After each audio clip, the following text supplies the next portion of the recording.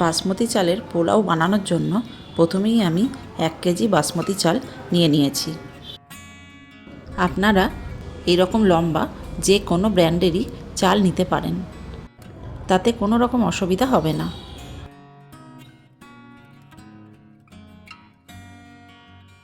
প্রথমেই চালটাকে ভালো করে ধুয়ে নিয়েছি।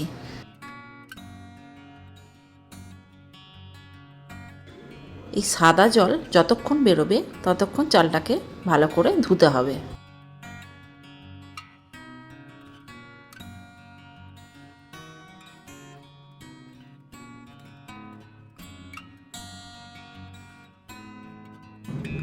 আমার চাল ধোয়া হয়ে গেছে। এরপর চালটা 2 ঘন্টা মতো জলে ভিজিয়ে রাখতে হবে।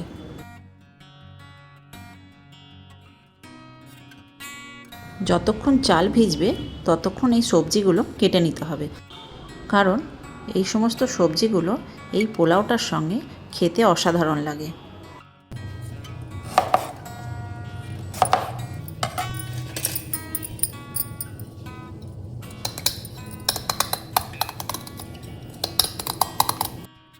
পটলের খোলাগুলো আমি অল্প করে বাদ দিয়েই পটলটা ভাজি। পটলটা এইভাবে 2 টুকরো করে নিতে হবে।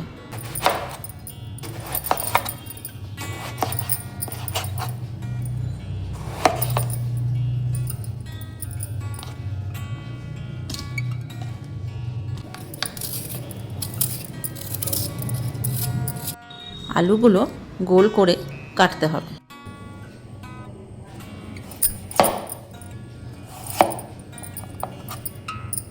আমি আলুগুলো একটু মোটাই কেটেছি, কারণ ভাজার পর এতটা মোটা আর আলুগুলো থাকে না।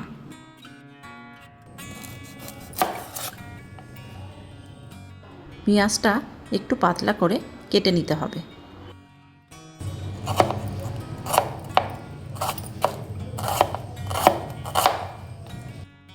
পেঁয়াজটা যতটা পাতলা করে কাটবেন, পেঁয়াজের বেরেস্তাটা ততটাই ভালো হবে।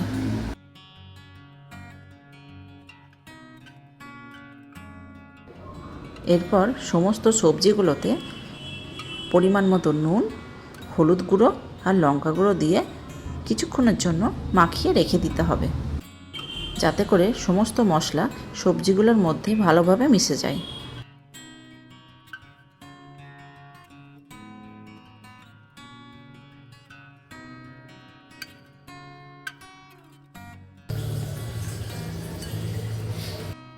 প্রতিটা সবজিতে আমি হাতে করেই মশলা এভাবে মাখিয়ে নিয়েছি। তার ফলে সবজির মধ্যে মশলাগুলো ভালোভাবে মেশে। এরপর কড়াইতে 3 চামচ মতো সাদা তেল দিয়ে দিয়েছি।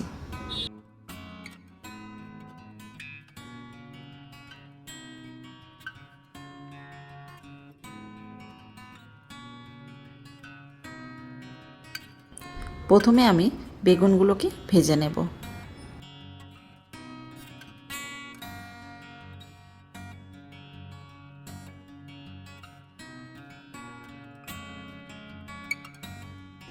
বেগুনগুলো ভাজা হয়ে গেছে। এরপর বেগুনগুলো তুলে নিয়ে কড়াইতে আরও 2 চামচ মতো সাদা তেল দিয়ে দেব।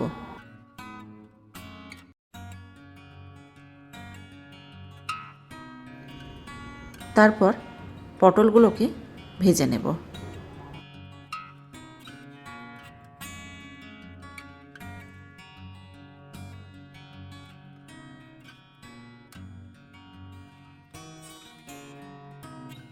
কেটে রাখা আলুগুলোতে একইভাবে আমি নুন, হলুদ গুঁড়ো, লঙ্কা গুঁড়ো দিয়ে হাতে করে ভালোভাবে মিশিয়ে নিলাম।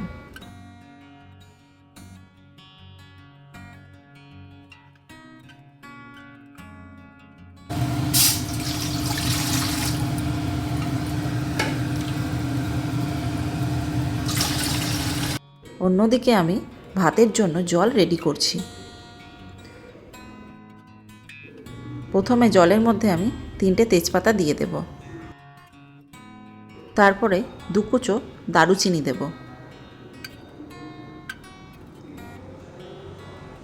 এরপর 4টে এলাচ ফাটিয়ে দেব। আর 4-5টা মতো লবঙ্গ দেব। এরপর 1 চামচ মতো কেওড়া জল আর 2 চামচ মতো গোলাপ জল দিতে হবে এবং কয়েক ফোঁটা মিঠা আতর দিয়ে দেব। তার সঙ্গে 6 চামচ মতো আমি নুন দিয়েছি। আপনারা আপনাদের স্বাদ অনুযায়ী নুন দেবেন। সমস্ত কিছু দেওয়া হয়ে গেলে ঢাকা দিয়ে জলটা ফুটতে দিলাম। আর এদিকে পটলটাও ভাজা হয়ে গেছে, তাই পটলটাকে তুলে নিলাম।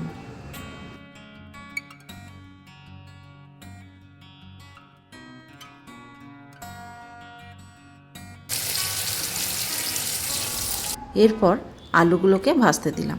আলুগুলোর ক্ষেত্রে তেলটা একটু বেশি লাগবে, আমি 3 চামচ দিয়েছি। 2 ঘন্টা চালটা ভেজানোর পর যখন চাল ছেঁকে তুললাম, এরকম পরিমাণ চালটা লম্বা হয়ে গেছে। এদিকে আলুগুলোও ভাজা হয়ে গেছে, তাই আলুগুলোকে তুলে নিলাম।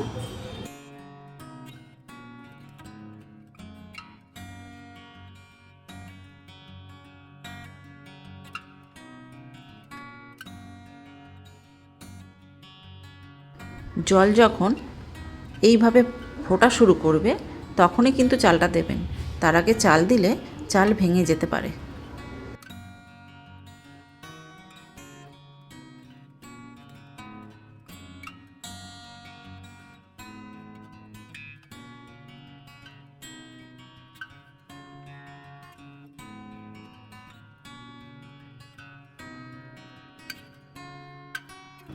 এরপর কিছু দিয়ে ঢাকা দিয়ে দেবো যাতে তাড়াতাড়ি ফোটে।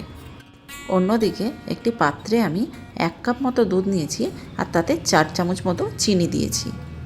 ভালো করে চিনিটা দুধের সঙ্গে মিশিয়ে নিতে হবে। দুধটা কুসুম গরম করে নিয়েছি।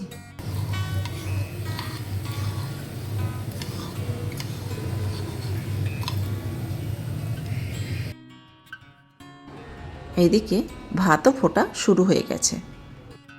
ভাতটা কিন্তু 80% হলেই নামিয়ে নিতে হবে। আমি এখানে অ্যালুমিনিয়ামের পাত্র নিয়েছি ভাতটাকে সাজার জন্য, কারণ স্টিলের পাত্র নিচে ধরে যায়। প্রথমে হাঁড়িতে 1 চামচ ঘি দিয়ে হাঁড়িটা গরম করে নিলে ভাত ধরে না।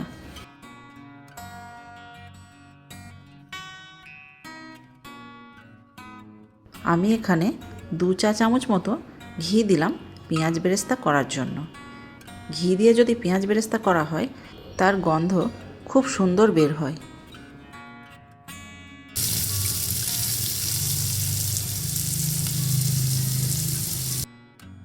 ভাতটা আমার হয়ে গেছে। আমি একটা পাত্র থেকে আরেকটা পাত্রে এইভাবে ছেঁকে ছেঁকে ভাতটা তুলি, এতে চাল ভাঙে না।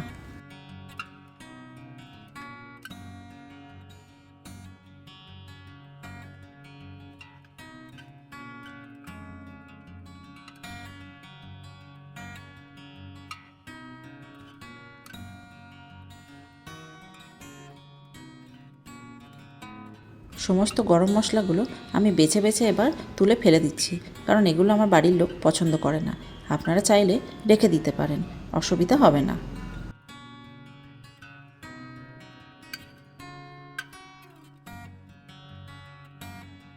সামান্য একটু চিনি আমি ওপর থেকে ছড়িয়ে দিলাম। ভাতে যদি কেউ মিষ্টি কম খেয়ে থাকেন তাহলে এই সময় চিনি না দিলেও চলবে, কারণ দুধের মধ্যে চিনি দেওয়া আছে। তবে পোলাও তো একটু মিষ্টিই ভালো লাগে, তাই আমি অল্প একটু দিয়েছি।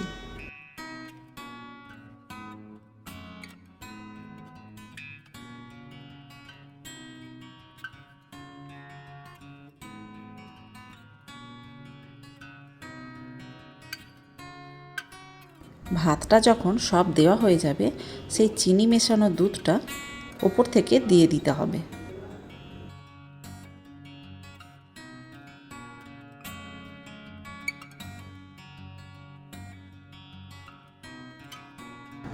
অল্প একটু ফুড কালার দিলাম, আপনারা চাইলে দিতেও পারেন, নাও দিতে পারেন। এতে আলাদা কোনো ফ্লেভার আসে না, তবে দেখতে খুব সুন্দর লাগে। তারপরে উপর থেকে পেঁয়াজ বেরেস্তাটা দিয়ে দিতে হবে।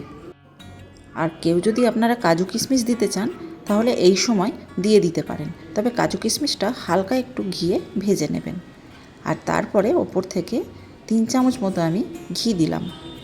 আপনারা চাইলে একটু বেশিও দিতে পারেন।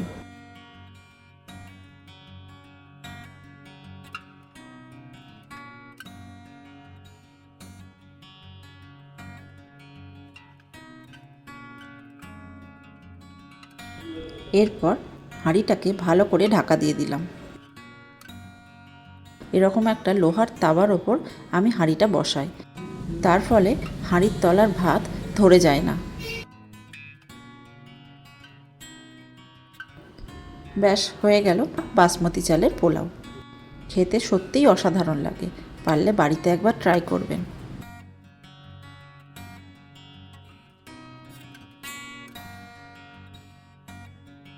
আজকের ভিডিওটি এই পর্যন্তই। দেখা হবে অন্য একটি রান্না নিয়ে।